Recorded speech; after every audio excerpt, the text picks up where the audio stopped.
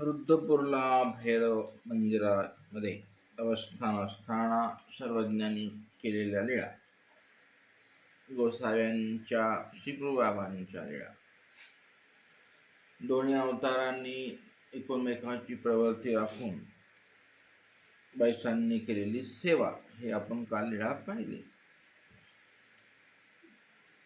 आता ह्या लीळा श्रवण करताना अनेक प्रश्न निर्माण होतात. त्याबद्दल आपण थोडंसं चिंतन करू, जे आपल्या बुद्धीच्या आवाक्यात आहे.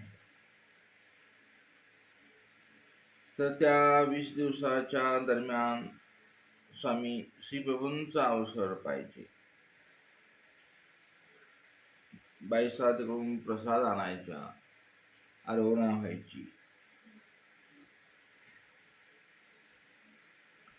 मग त्या भैरव मंदिराच्या तिथे ज्या अष्टभैरवांच्या मूर्ती आहेत त्यांना श्रीप्रभूचा संबंध असे, निक्षेप असे. संबंध आणि निक्षेप दोन गोष्टी वेगवेगळ्या असतात. संबंध असल्यावर निक्षेप असेलच असं नसतं. जसं स्वामी रस्त्यानं पायी पायी जायचे, संबंध आहे पण निक्षेप. म्हणून ते सांगतात की तिथे संबंधी आहे, निक्षेपी आहे. आणि आमच्या गोसाव्यांचा संबंधी आहे, निक्षेपी आहे. भैरव बुरुजाच्या स्थानं जे आहेत सध्या दोन्ही अवताराचा संबंध. म्हणून ते जे संबंध आहेत त्या अवतारांतरी पृथक होता पृथक पृथक संबंध आहेत. तैसाची महाद्वारी दोन्ही अवतारांचं दोन्ही संबंध आणि दोन्ही निक्षेप.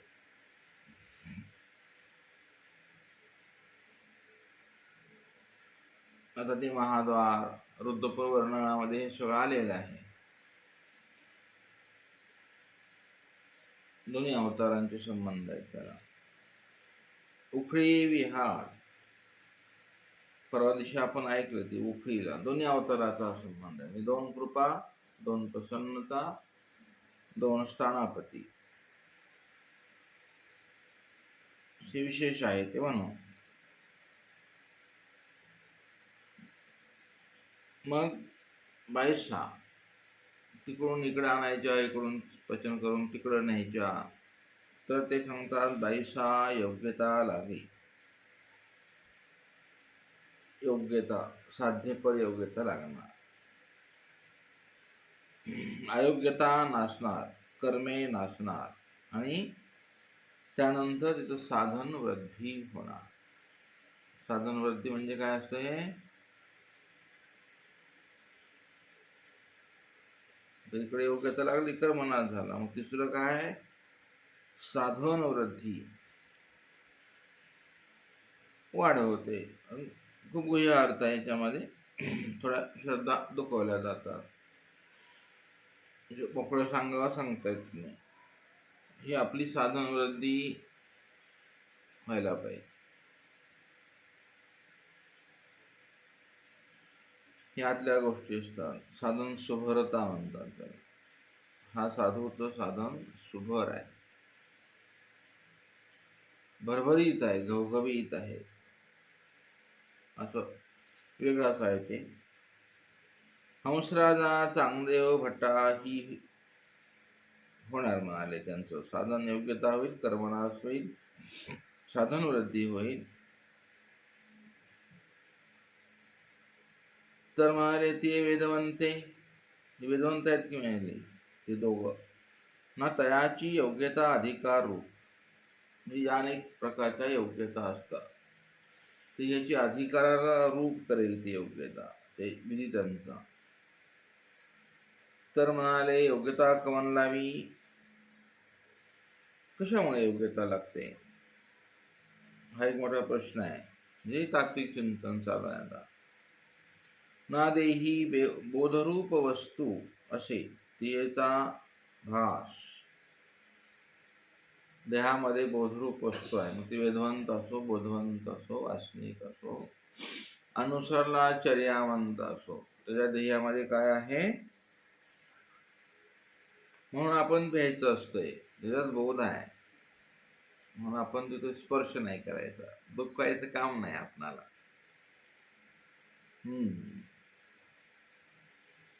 एक तर अव्यक्त प्रसन्नता, ज्यावेळी ईश्वरस्वरूप नटलेलं आहे तिथे, आहे की नाही. आणि हा प्राण्याचे चैतन्य पळवून आला असे. ते लोक काय नव्हते. हा जाणीवीचा परमार्ग आहे. आपण विनाकारण ह्या तोंडाने नाही नाही ते जोडतो, नाही नाही ते बोलतो, बोलून मिळतो. हे जाणीवेचं काम नाही. जेव्हा आपण ह्या गोष्टी करतो तेव्हा बाकीचं सगळं ऑटोमॅटिक तुमच्याशी ते साधन भ्रष्ट होय, योग्यता बंद होते, सगळं थांबतं आपलं ते, आणि राहतात फक्त बुजगावणं.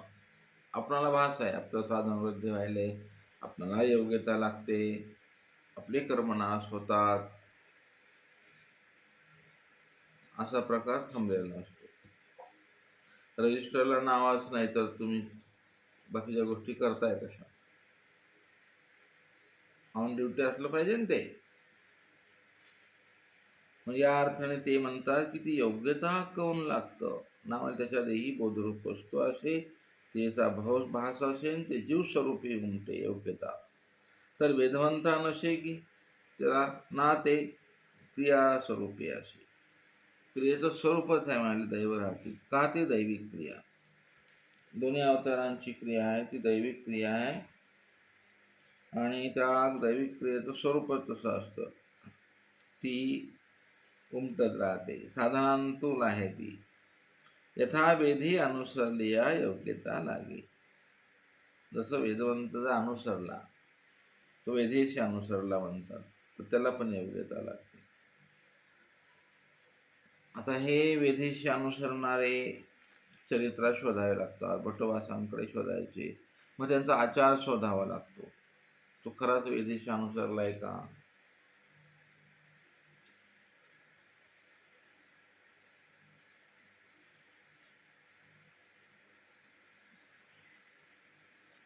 बोध नसता ज्ञानाची क्रिया तो करून राहिला, तो वेदवंत.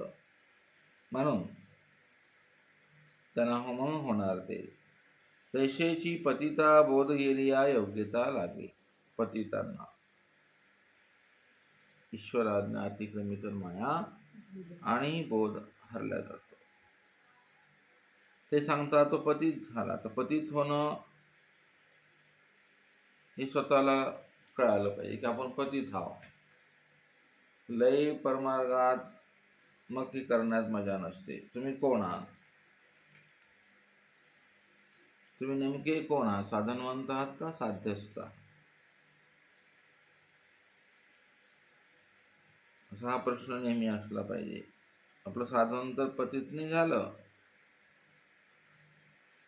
म्हणून ते सांगतात पतित जर झाला तर बोध गेल्या सुद्धा त्याला योग्यता लागते. का? ओढवली हा प्रेम होत असते. आडान ओढण जर क्रिया घडली ईश्वराचा त्याला तुम्हाला प्रेम होत असे, तनु साधन होत असे, त्याला तिन्ही दाणे होत असती पतिताला, पर ते करवेत. तसं म्हणाले वेदवंताचं आहे. असे बरेच दिसतात वेदवंत किती इकडे आलेले आहेत. आणि ती कणव जी असते ती ईश्वरी असते, परजीव स्वरूपी सामर्थ्य कार्यरूप असे. त्या कणवेचं कार्य ईश्वर स्वरूपाला समजतं, ह्या कणवेचा जीव आहे. आणि ते जीव स्वरूपाचं कार्य ह्या कणवा सामर्थ्य रूप असतं, सामर्थ्य कार्य करत राहतं. ते जगा सगळा तोच खेळ चालू आहे. आपल्या शरीराने आपण जे कर्म करतो, शरीरात सामर्थ्य कोणाचं आहे? जीवाचं आहे का देवतेचं? आपलं काय त्याच्यात? म्हणून स्वामी म्हणतात मरमर स्वच्छा जीवा तुझे.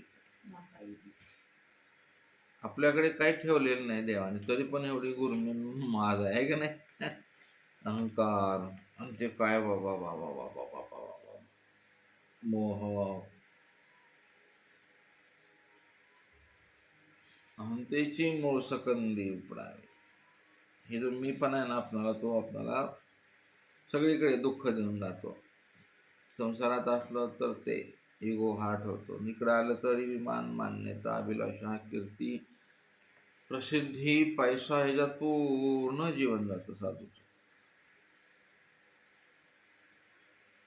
करून घेण्यात करण्यात, करून घेण्यात करण्यात, करून घेण्यात करण्यात करत राहा. त्याला विधीचं रूप द्यायचं आपण आणि आपला बराचसा वेळ खर्च करायचा त्याच्यामध्ये. भयानक वेळ जातो तो. आपला वेळ कशात गेला पाहिजे? विधीमध्ये ना. अखंड ह्या विधीतून त्या विधीत. नाही विधी सापडला तर स्मरण, लीळा, मूर्ती, चेष्ट. स्मरणाला इतका वेळ, स्मरणातल्या लीळेला इतका वेळ, मूर्ती स्मरणाला एवढा वेळ, चेष्टा स्मरणाला एवढा वेळ, शास्त्र अभ्यासाला एवढा वेळ, प्रसाद सेवेला एक प्रहर, आहे की नाही? किती टाईम आहे तुम्हाला? मग जो हा क्रिया करतो त्याला तेवढं होईल का वेळ? विवेक देशी आहे म्हणून ते साधन थांबलं जातं. म्हणून बायसांचं साधन कसं आहे? वृद्धी ते पावलेलं आहे, आपलं वृद्धी ते पावत नाही. कारण आपण असं झालं त्या का गुंतलो कोणास ठाऊक, आणि गुंतून काय मिळालं? कोणाच्या मठात गेले आणि त्याने उठून पटकन टाकलं आणि गादी टाकली. कोणाला टाकली ती? कोणाला टाकली? तुम्हाला तुमच्या ठिकाणी असलेल्या बोधाला. आपल्याजवळ काहीच नाही ना आता. किती भ्रम आहे का नाही आपला? तुम्हाला शिवी दिली, तुम्हाला दिली का कोणाला दिली शिवी? तुम्ही घेऊ शकता का? देऊ पण शकत नाही, म्हणजे आणि घेता येत नाही. कोणी अपमान केला, तुमचा केला का? कोणाचा केला अपमान? त्याने स्वामींचा केला. त्याने तुम्हाला उठून दंडवत केला, स्वामींसाठी केला. तुमचं काय जीवाजवळ? म्हणून स्वामी म्हणतात मरमर स्वच्छ काही नाही तुझ्याजवळ, काय ठेवलेलं नाही तुझ्याजवळ. बॉडीच्या तू काहीच नाही आता. डेड बॉडी आहे बा. बॉडी आली का? मग बॉडी आली का बाहेर ठेवा, आंघोळ घाला, जाऊ द्या. किती आयुष्याचा कुटाणा होतो आहे ना. मटण फटण काय बाबा बाबा, नुसती उठा ठेव आहे. म्हणून ते सांगतात की ते ह्या ज्या भानगडी आहेत त्या कन्वे तो ईश्वर करतात. मग आपल्या हातात काय आहे? आपल्या हातात काय? आता जर सगळं इकडून सामर्थ्याने चाललंय तर आपल्या हातात काय आहे? आपल्या हातात आहे अद्यंती दैव मध्ये पुरुष. तुम्हाला आता ज्ञानाने जे काही गोमट्यांच्या राशी जोडायच्या, कणवा जोडायच्या, प्रेमाची क्रिया करायची, ते आता आपल्या हातात. एवढं स्वतंत्रता आहे, ज्या म्हणायचं जीव स्वातंत्र्य. म्हणून स्वामी म्हणाले अनुसरा तर ऐसाच काढीजे. अनुसराल तर, अनुसरण स्वामींच्या हातात नाही, आहे की नाही? ते जीवाकडे. हा जीवाचा कड, तो ईश्वरीचा कड. हा जीवाचा कड, तो ईश्वरीचा कड. असा दररोज तो चालतो. स्मरणाला बसले तुमचा कड झाला, पुढं परमेश्वराचा कड असतो, साधन चरित्र करायचं. तुम्ही लीळेला बसले, तुमचा कड झाला, मग ती लीळा कशी आठवून घ्यायची? ईश्वराचा कड. असं प्रत्येक विधीमध्ये अध्ययनची दैव मध्ये पुरुष असतो. प्रत्येक विधीमध्ये, प्रत्येक क्षणाक्षणाला अध्ययनची दैव. एक पाऊल तुमचा, एक पाऊल स्वामींचा. एक पाऊल तुमचा, तुम्ही पाऊल थांबले, स्वामी थांबता. म्हणून स्वामी म्हणाले कराल तर. वचन स्वामींनी काय मोकळं सांगितलं, सगळं बांधून ठेवलेलं नाही. वर होईल पोरा जीवास. हा आपला कड आहे. आपणाला आचरायची स्वतंत्राची किती वचन आहेत सूत्रपाठात, असे त्याचा ग्रुप करावा लागेल तुम्हाला. तिथं स्वामींनी आपणाला असं सांगितलेलं आहे.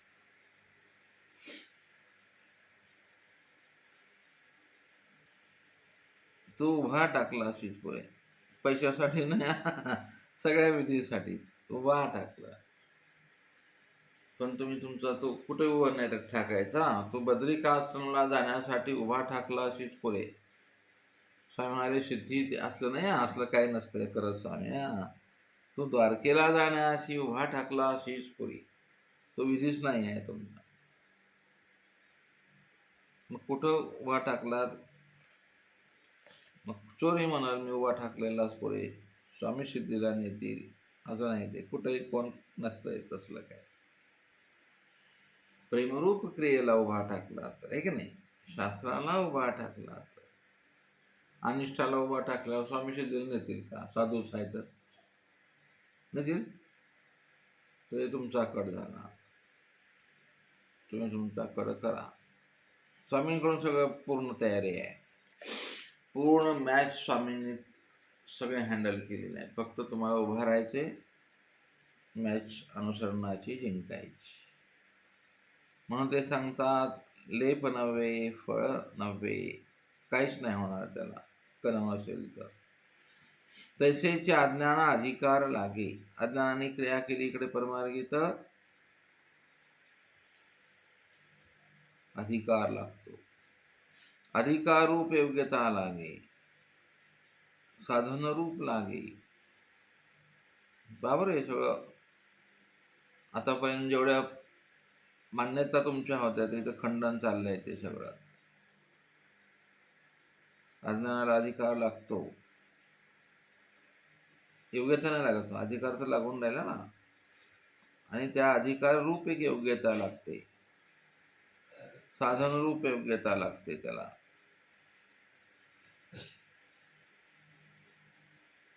अच्छा,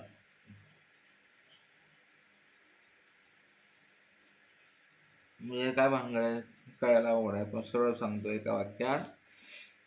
साधन रूप योग्यता, साध्य रूप योग्यता आणि साधन चरित्रत्वाची योग्यता, असे 3 विषय तर सांगायचे त्यांना. आता हा सगळा 5वी स्थळाच्या अभ्यासानंतरचा विषय आहे हा, की अरे काय चाललंय वांगड. तर म्हणाले ह्यानी अधिकार रूप योग्यता लागते, आणि साधन रूप लागते, ह्याने साध्य रूप योग्यता लागते. अज्ञान लोकांना 2च गोष्टी लागतात, अधिकार रूप लागतात आणि साधन रूप योग्यता लागते. का? अहेतुक बुद्धभजन ज्ञानाप्रती साधन असं वचन आहे. त्या ज्ञानच आहेत ना बुद्धभजन काढणारे. मग त्यांना लागलं ना, त्यांना ज्ञानाचा अधिकार झाला की नाही. अहेतुक बुद्धभजन आहे, ते तर अज्ञान आहेत. मग त्यांना कसं काय लागला? अहेतुक बुद्धभजन काय साधूच्या ठिकाणी आहे का? कोणी आला, दारात भिकारी आला तरी चालतो, तो कोणी आला ना. पण अहेतुक बुद्धभजन आहे ते, हे आपल्या हातात ठेवले. काय काय हातात ठेवले? म्हणजे बऱ्याचशा गोष्टी आपल्या हातात ठेवल्या स्वामी. फक्त जन्म आणि मरण नाही ठेवला. पहाटे उठायचे का नाही हे आपल्या हातात आहे ना. मस्त झोपला पंखा लावून, रात्री खाऊन खाल्ला नाही, 3 वाजता उठला, तुमचा कड संपला. देवाचा कड संपलेला होता, तुमचाही कड संपला. आता पुढे पुढे स्टॉप झालं सगळं. आद्यंती दैव नाही, मध्ये पुरुष नाही. स्वामीने सांगितले पश्चात पारी उठावे, संपला विषय. मग जो साधू साधन म्हणतो उठतच नाही, तो त्यावेळेला तो शून्यात गेला. म्हणजे पूर्ण दिवस उदास जातो. पहाटे 3ला उठायलाच पाहिजे, आहे की नाही. तुम्ही दिवसभर काही करा म्हणजे विधीच आचरा. आपण गुंतलो आलिंबनामध्ये, तर दिवसभरच आपण विधीमध्ये राहायला पाहिजे. 3 टाइम पोथी झालीच पाहिजे. कमीत कमी 1 तास तर बसून आपण 3 तास गेले. एक प्रसाद सेवा सगळ्यांनी बसून केली पाहिजे, गेले 6 तास. हं? बरोबर आहे. मग ते 8 शास्त्र स्मरणाला घ्यायचे, घोकीचे, एक प्रकार झाला. झालं आता आटन झालं, विजन झालं, भिक्षा भोजन, पचन करणे, जेवणे 3 तास, झोपणे 12 तास. किती वेळ दिलाय स्वामीने आपला दिवसभरातला. पण आपण काय केलेलं आहे, स्वामींनी नियोजन केलेलं आहे, त्याच्यामध्ये आपण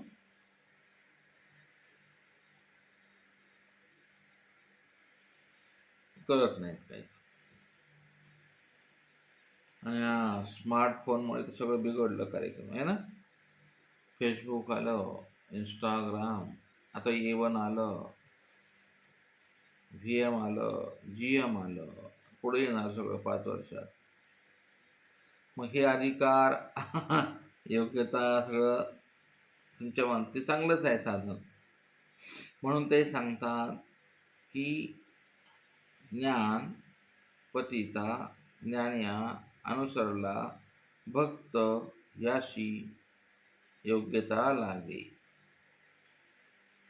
परभेदाशी. तर योग्यता ज्ञानशक्ती तर होय की योग्यता ज्ञानाशिवाय होत नाही की म्हणाले ना. क्रियास्वरूपे होय, क्रियेचं स्वरूप पाहून तो कार्यक्रम चालतो.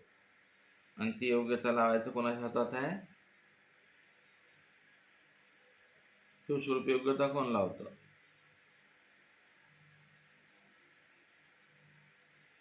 परमेश्वर आहे की नाही. अयोग्याशी वचनच आहे ते. पण कोण लावतं, ना मिळाले ते ज्ञानांतून, ज्ञानशक्तीतून जे थोवे आहेत ईश्वर स्वरूपात, ज्ञान विज्ञान किती शक्तीचे थोवे आहेत परमेश्वर स्वरूपात, ते करतात. बर, आता आता हे झालं कठीणातलं कठीण चिंतन. हे पाठच पाहिजे. बाईसा करवी वस्त्र घेवलं होतं वाकीला स्वामींनी, आणि ते 3 वेळेला नकार केला सर्वज्ञाने. नको नको नको असे 3दा निराकरले. त्रिशुद्धी असते सगळीकडेच, संकल्प पण त्रिशुद्धीच आहे. भटवासांना सर्वज्ञ आले, चांग विचारा त्यामुळे सांगा ती चांग विचारा आणि केली. पुन्हा स्वामी म्हणतात चांग विचारा. मग बटोबा सुटले. स्वामी म्हणाले इथे चालणार नाही, ही त्रिशुद्धी प्रत्येक ठिकाणी त्रिशुद्धी आहे. हा, कर्म किती प्रकारचे आहे, शरीर मानसिक त्रिशुद्धी, अनुसरल्याचे त्रिशुद्धी, आगंतुक अनारब्ध प्रारब्ध कोणते त्रिशुद्धी होतात.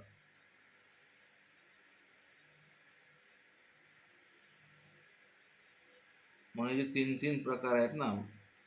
बैसांच्या पावट्यावर कितीदा बसली, पाय पुसल्यावर स्वामी 3दा आहे ना. 4थ्या दिवशी प्रेम कळिका दिली. असं कितीदा आहे स्वामींचं 3 वेळेला. शिवबाबा नेहमी 3दाच म्हणायचे, मेले खवावा म्हणे, आणावा म्हणे, मेली खवावाच म्हणे. स्वामी 3दा निराकार करायचे आणि 3दा स्वीकार करायचे. मी काय प्रकरण आहे 3दा.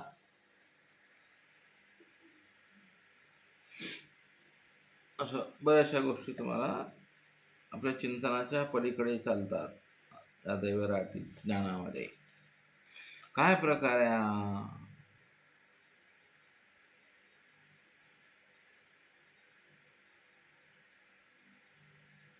दत्तात्रय प्रभूंनी शंभोली शंभोली शंभोली कितीदा म्हणले. नाभी नाभी नाभी. श्रीकृष्ण चक्रवर्ती 3दा म्हणाले त्याला मृत्यू नरक नाशायला. आणि 3 सृष्टी मूळ प्रवाह एके जातात आहे की नाही, निर्माण जग निर्माण केल्यावर.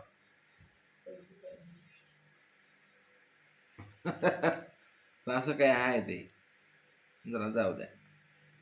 3चा विचार करा. म्हणून त्रिक मांडिला त्रिक सांडिला त्रिक दानीचा तो अनुष्ठिला. चौक मांडिला चौक सांडिला.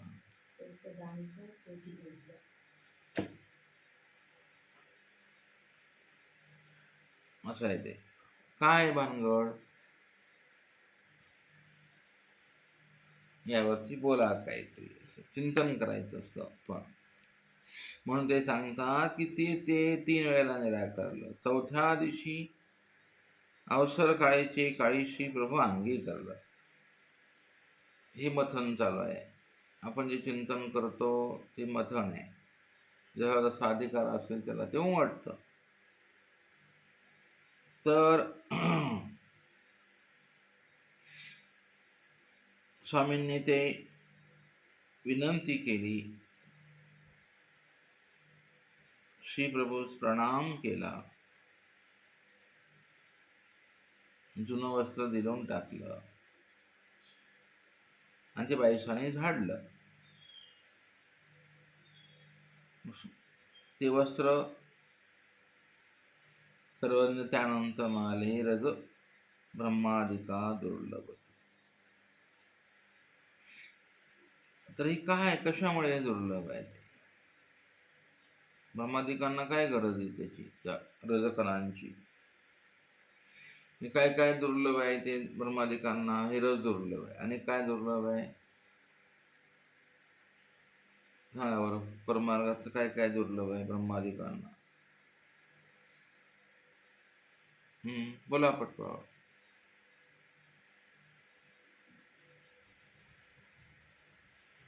बर, विचार करून सांगा. नुसतं रज दुर्लभ आहे का?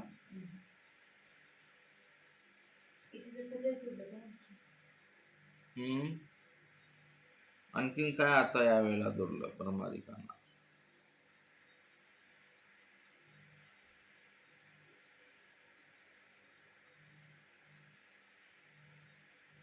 हे सगळे सेवा करतात, त्यांना दुर्लभ आहे ते. म्हणून स्वामी म्हणाले, हे दुर्लभाची दुर्लभ होती. नाही माहिती? बर, अभ्यास करून सांग काय काय असते. तर म्हणाले, ही जी तिकोपाध्यायांचा आवार आहे तिथं ते वस्त्र ओळगवलं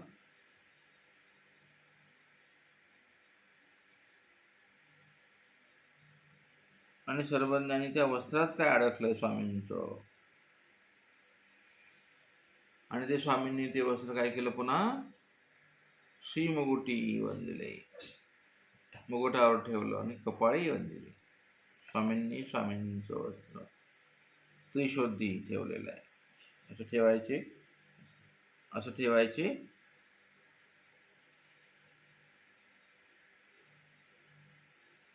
तिथं पण आहे ते.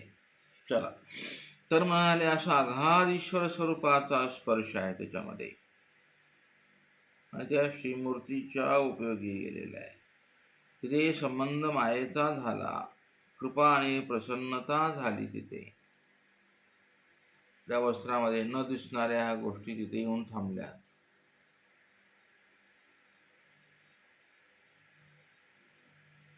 सर्व सांगितलं त्यांनी. कृपा आणि प्रसन्नता, थोर थांबलेले, थोर आविष्कार आहे तिथे.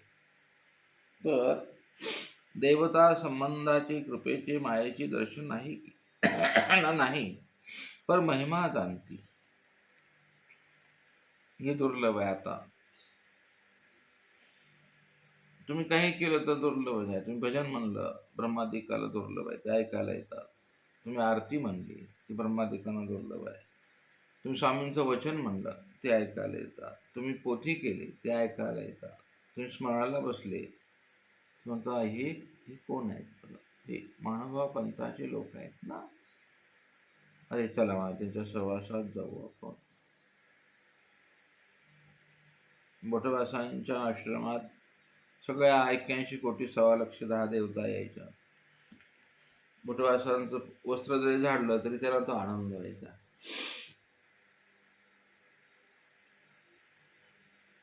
बोटवास असताना चालले ते सगळे चालायचे, विजन वारा घालायचे ते. गोटवाच्या झाडाखाली बसलेले सगळे गुण देवता बसायचा. असं ते आपलं वैभव आहे. हां, आपलं वैभव इतकं स्टँडर्ड केलं आहे स्वामींनी तुम्हाला. पण तुम्ही तशी पाहिजेत ना, ती क्वालिटी ठेवली पाहिजे. आता आपण क्वांटिटीने 1.25 लाख झालो काय, 2,000 5,000 झालो, क्वालिटी नाही राहिली ना. आजकाल खूप गर्दी झाली आहे की नाही. कुणी यावं, कुणी संन्यास घ्यावं, कुणी कपडे बदलावे, कुणी राहावं, असं नाही चालत. त्यांच्यासाठी ही सुविधा नाही. तुम्ही त्या मस्तीत राहायला पाहिजे. कशी मस्ती आहे गीतेने सांगितलेली आहे बघा, आहे का नाही. स्थित प्रज्ञ शिका भाषा समाधिस्तस्य. काय काहीच नाही त्याचं, काय नाही. अशी ती उच्च अवस्था असते साधनवंताची. म्हणून कधीतरी म्हणण्यापेक्षा नेहमी त्या अवस्थेत असावं.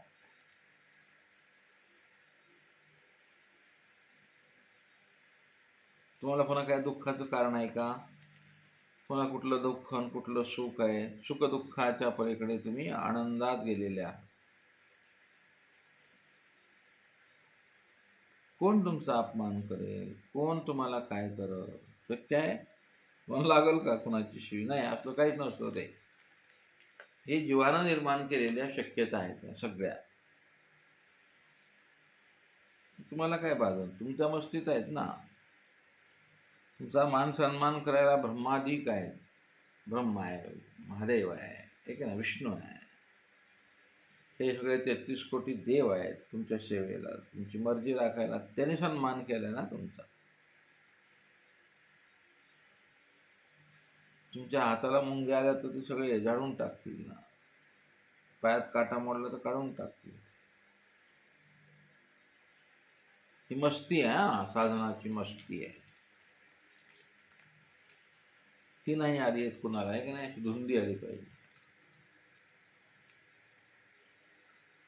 जिथे सांगतात ते साधनवंत जे आहेत अभ्यासणारे, ते त्या लेवलवरून तुम्हाला सांगतात हे दुर्लभ आहे, हे दुर्लभ आहे, हे दुर्लभ आहे. म्हणून ते सांगतात की महिमा जाणती वरवीद ते संबंध देखती. त्या वस्त्रपूजेचं कोण कोण पाहतंय? वस्त्रातलं कोण कोण पाहतंय? म्हणून वस्त्रपूजेचे घोमटे थोर, 22 थोर योग्यता. आता आपण अन्नदानातच घुसलो, आहे का नाही. अन्नदान श्रेष्ठ, मग भूमिदान आहे, पुत्रदान आहे. पुत्रदान श्रेष्ठ आहे की नाही. एखादा पुत्र देवासाठी प्रत्येकाने दिला पाहिजे. उपदेश घेतला की एक पुत्र देवाला दान द्यायचं. सगळे उपदेशाने सगळ्या साधूला द्यायचे लेकर. कन्यादान आहे. जे ज्या वेळेला उचित आहे ते श्रेष्ठ आहे असं हे सांगायचं इथं. त्यावेळेला 22 थोर योग्यता झाली, थोर खरं मनात झाली, थोर अयोग्यतेचा नाश झाला. थोर शब्द वापरलाय मुद्दाम. तर थोर थोर थोर थोर काय असतंय? लहान लहान लहान लहान काय असतंय? आपण हे अनुभवायच्या गोष्टी असतात. साधनवंतांनी थोर योग्यता जोडावी, थोर कर्मनाश आणि थोर अयोग्यता नासावी आणि आपलं साधन उजळता घेऊन घ्यावी. म्हणून ते सांगतात जे स्थानी पूजा ते स्थान विशेष होय, ते काळी सर्व शक्तीचा स्वीकार उल्हासी क्रिया असते. त्या काळामध्ये सर्व शक्तींचा स्वीकारी ईश्वराची प्रसन्नता थोर, उल्हास थोर, क्रिया थोर. म्हणून श्रीप्रभूचा ठाई मनोधर्म एकवटला असे स्वामींचा. श्रीप्रभू ही दान ने देती, पर तेथीच्या जडफळ या लीळाफळे होणार. म्हणून ही जी वस्त्रपूजेची लीळा आहे ही केवळाची लीळा आहे. केवळ परमेश्वराची लीळा केली, केवळ परमेश्वराने ती अनुभवली, केवळ परमेश्वराने ती वंदन केली, कपाळी लावली आणि आपणाला भेट म्हणून दिली.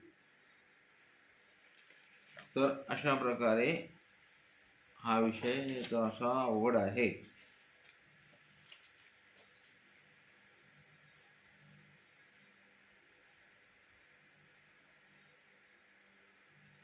दंडवत